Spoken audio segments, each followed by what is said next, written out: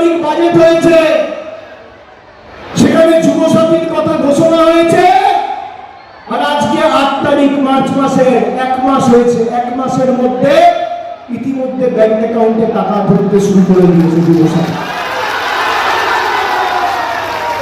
আজকে রবিবার, ব্যাংক বন্ধ।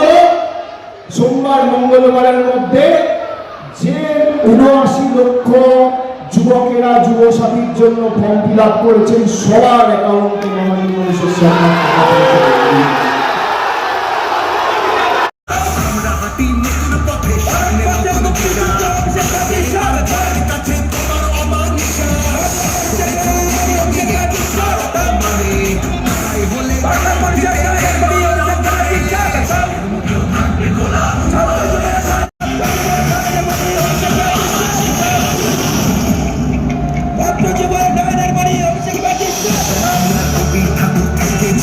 জীবন